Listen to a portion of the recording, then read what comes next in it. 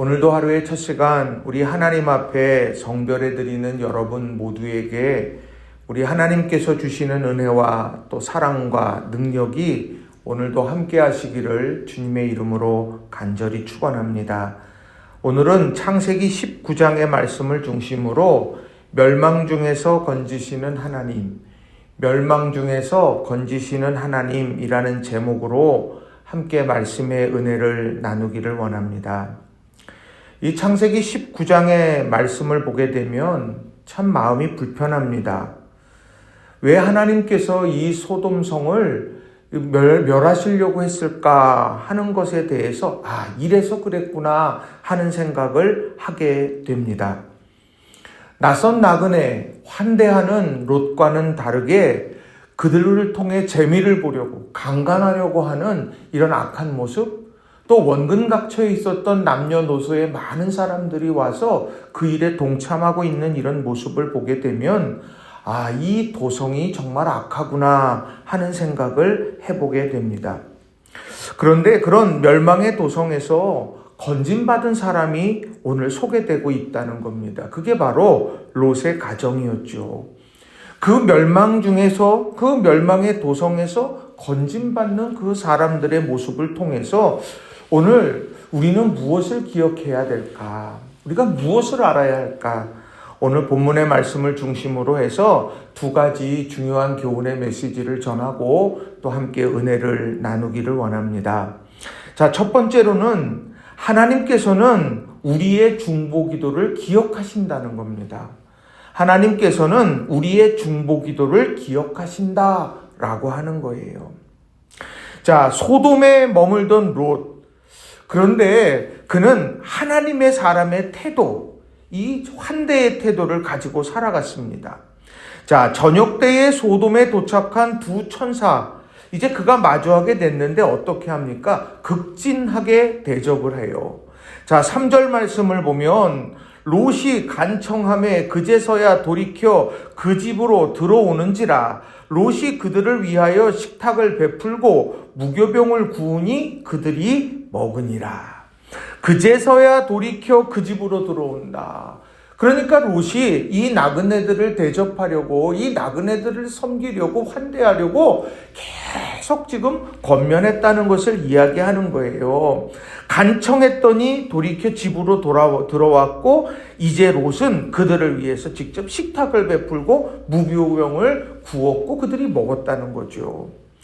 그런데 그런 환대하는 그런 롯의 모습과는 다르게 이 소돔 사람들의 모습은 너무도 달랐습니다. 자, 4절과 5절의 말씀을 제가 읽어드립니다. 그들이 눕기 전에 그 성 사람 곧 소돔 사람들이 노소를 막론하고 원근에서 다 모여 그 집을 애워싸고 롯을 부르고 그에게 이르되 오늘 밤에 내게 온 사람들이 어디 있느냐 이끌어내라 우리가 그들을 상관하리라 이렇게 말합니다. 자, 여기에서 이끌어내라 우리가 그들을 상관하리라 라고 하는 이 말씀, 이 이야기는요, 공동번역 성경에 보면 재미 좀 보게 끌어내어라 이렇게 번역을 해요. 또요, 현대인의 성경에서는 조금 더 아주 극단으로 얘기하는 것 같아요. 제가 읽어드립니다. 그들을 끌어내라 우리가 강간하겠다 이렇게 번역을 합니다. 그런데요, 이런 악행의 문제도 있지만 중요한 건 그 일에 노소를 막론하고 원근에서 다 모여 집을 애워쌌다고 하는 거예요. 그것을 누구 하나, 그건 틀린 겁니다. 잘못된 겁니다. 그렇게 얘기하는 사람이 아무도 없이 그 일에 하나가 되어져서 집을 애워싸고 있는 거예요. 정말 악한 모습이지요. 그런데 이런 상황 속에서 롯이 어떻게 합니까? 롯이 문 밖에 있는 무리에게로 나가고 등 뒤로 문을 닫습니다. 그 나그네들은 집 안에 이렇게 보호하는 것이고 이 악한 일을 멈추라고 롯이 문 밖에 있는 무리와 이야기를 하고 있다는 거예요. 그런데요, 그런 이야기를 나누던 중에 롯이요, 위협을 당하게 됩니다. 자, 9절 말씀을 보면 제가 새 번역으로 읽어드립니다. 그러자 소돔의 남자들이 롯에게 비켜서라고 소리를 지르고 나서 이 사람이 자기도 나그네 살이를 하는 주제에 우리에게 재판관 행세를 하려 하는구나. 어디 그들보다 당신이 먼저 혼 좀 나보시오 하면서 롯에게 달려들어 밀치고 대문을 부수려고 하였다. 그러니까 지금 이 나그네들을 보호하려고 롯이 나섰는데 이제는 롯이 그 위협을 정면으로 지금 경험하고 있다라고 하는 겁니다. 이런 상황 얼마나 악한 상황이고 위급한 상황입니까? 이런 상황 속에서 하나님께서 이런 은혜를 베푸셨어요. 10절, 11절 세 번역으로 읽어드립니다. 안에 있는 두 사람이 손을 내밀어 롯을 안으로 끌어들인 다음에 문을 닫아 걸고 그 집 대문 앞에 모여든 남자들을 젊은이 노인할 것 없이 모두 쳐서 그들의 눈을 어둡게 하여 대문을 찾지 못하게 하였다. 하나님은 이 위기 가운데에 이 롯을 보호했습니다. 어떻게 보호했습니까? 손을 내밀어 롯을 안으로 이끌어들였어요. 그리고 문을 닫아 걸었습니다. 그리고 지금 위협하고 있는 남자들, 젊은이, 노인할 것 없이 모두를 쳐서 그 누구도 그 대문을, 그 눈앞에 대문을 보지 못하게, 찾지 못하게 만들어 버리셨다라고 하는 거예요. 이게 얼마나 큰 은혜입니까? 직면한 이런 위기 앞에서 하나님께서 역사하셨다는 거죠. 그리고 난 다음에 롯에게 이렇게 다시 묻습니다. 12절, 13절 제가 세 번역으로 읽어드립니다. 그 두 사람이 롯에게 말하였다. 식구들이 여기에 더 있습니까? 사위들이나 아들들이나 딸들이나 딸린 가족들이 이 성 안에 더 있습니까? 그들을 다 성 바깥으로 데리고 나가십시오. 우리는 지금 이곳을 멸하려고 합니다. 이 성 안에 있는 사람들을 규탄하는 크나큰 울부짖음이 주님 앞에 이르렀으므로 주님께서 소돔을 멸하시려고 우리를 보내셨습니다. 직면한 문제 가운데 눈을 가리워서 해결해 주셨어요. 그런데 이제 다가오는 위기, 다가오는 심판에 대해서도 롯을 보호하시고 롯에게 미리 말씀을 하시더라는 거죠. 왜 이렇게 롯에게 하나님께서는 이런 자비를 베풀고 계실까요? 그 이유를 29절에 분명하게 말씀을 합니다. 하나님이 그 지역의 성을 멸하실 때, 곧 롯이 거주하는 성을 엎으실 때에 하나님이 아브라함을 생각하사 롯을 그 엎으시는 중에서 내보내셨더라. 공동번역은 이렇게 번역합니다. 그 분지에 있는 도시들을 멸망시키지 않을 수 없게 되었을 때 하나님께서는 아브라함을 기억하셨다. 그래서 롯이 살고 있던 그 도시를 뒤엎으시면서도 롯을 파멸해서 건져주셨던 것이다. 하나님이 아브라함을 기억하셔서 롯을 건지셨다라고 하는 겁니다. 아브라함이 뭘 했습니까? 그 심판받아 멸망할 도성에 있는 의인들 한 사람 한 사람을 그 사람들을 같이 멸망하시겠습니까? 하고 중보기도 하지 않았습니까? 하나님께서는 그 아브라함의 중보기도를 들으셨어요.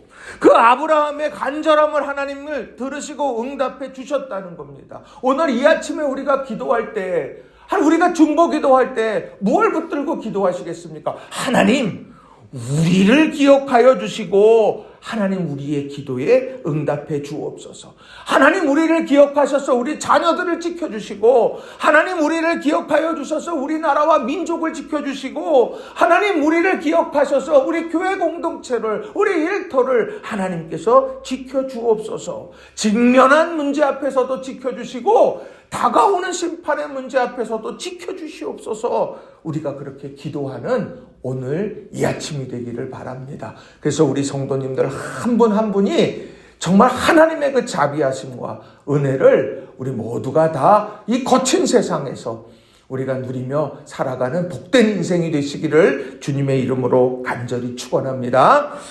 두 번째로는요, 머뭇거리는 우리를 이끌어내시는 하나님의 자비하심이 있다는 거예요.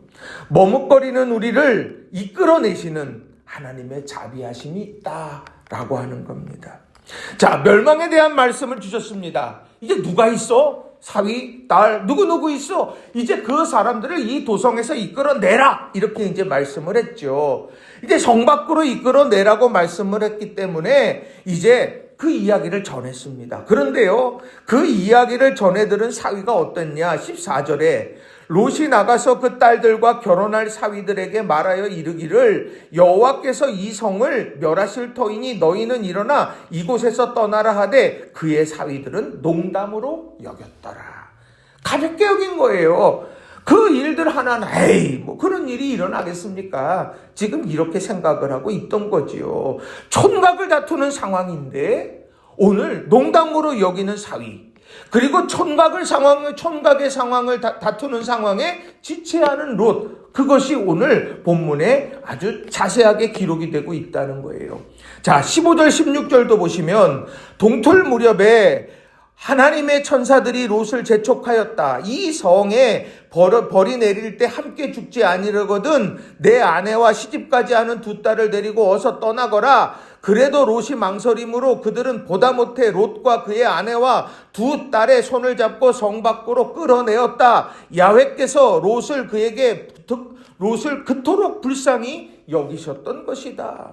농담으로 여겼던 사위들, 예비 사위죠. 이 사람들은 이 구원의 순간에 있지 못했습니다. 그런데요, 오늘 이 천사들이 롯을 재촉하면서 어떻게 했느냐? 내 아내와 시집까지 하는 두 딸, 그들의 손을 이끌어서 하나님께서 성 밖으로 이제 끌어내셨다는 거예요. 이유는 뭐냐? 롯을 그토록 불쌍히 여기셨다라고 하는 겁니다.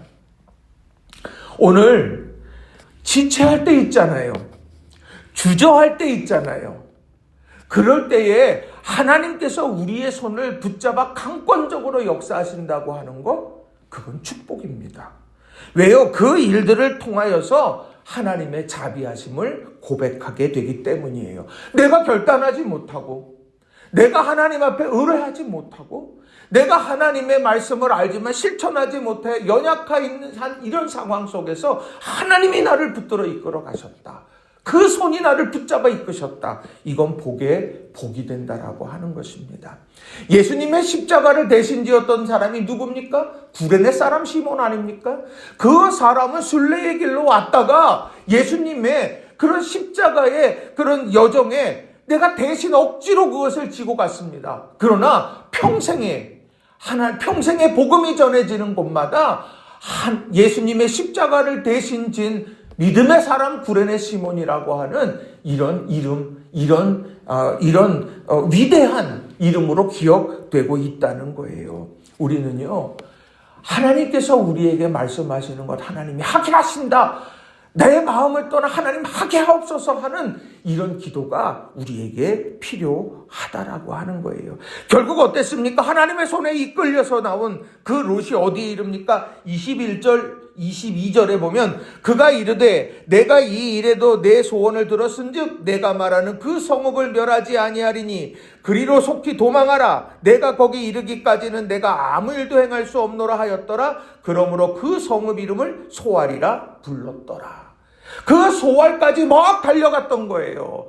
그 달려가서 그 소알 땅에 이르게 되니까, 그 도성에 이르게 되니까 그 아침에 그 이후에 하늘에서 유황과 불을 소돔의 고모라에 비같이 내려서 멸망하게 만드셨다라고 하는 거지요. 소돔을 떠나 소알까지 이르기까지 하나님께서는 그 심판을 멈추셨어요. 왜요? 자비하심으로. 오늘 이 아침에 우리가 기도할 때 주여 우리를 불쌍히 여겨 주옵소서, 우리에게 자비를 베풀어 주옵소서 기도하는 저와 여러분이 되기를 바랍니다. 내가 벗어나야 될 죄악의 자리, 시험의 자리, 유혹의 자리, 불신앙의 자리, 하나님 이런 벗어나는 일에 내가 지금 지체하고 있습니까? 하나님 내 손을 잡아 이끌어 주옵소서 기도하는 저와 여러분이 되기를 바랍니다. 더불어서 오늘 우리의 자녀들, 우리의 형제들, 하나님 그들의 손을 강권적으로 역사해 주셔서 하나님의 자비하심의 자리 소알에 머물게 하옵소서 기도하는 오늘 이 아침이 되기를 바랍니다. 말씀을 정리합니다. 오늘 말씀을 통해서 우리는요, 멸망 중에서 건지시는 하나님을 묵상했어요. 하나님은 소돔의 멸망 가운데에서도 아브라함의 중보 기도를 기억하셨습니다. 그리고 그 기도의 손길을 통해서 롯의 가정을 구원하셨죠. 멸망의 자리에서 머뭇거리는 롯, 그의 가족들을 자비의 손으로 하나님은 직접 이끌어내 주셨습니다. 이게 하나님의 마음이고 하나님의 은혜라고 하는 거예요. 오늘 우리가 살아가는 세상 소돔처럼 죄악으로 물든 시대 아닙니까? 그 속에서 우리가 믿음을 지키면서 살아가게 될 때 우리 부족하죠. 그러나 우리 서로를 향한 중보기도가 우리를 살리는 것이고, 또 지체하고 우리가 머뭇거리고 있을 때 하나님의 자비하심으로 손을 잡아 이끌어 주시는 은총, 그게 우리를 살게 하는 것입니다. 오늘 이런 마음으로 오늘 하루 주님께 의탁하며 믿음 안에서 살아가는 저와 여러분 모두가 다 되시기를 주님의 이름으로 간절히 축원합니다. 기도하겠습니다.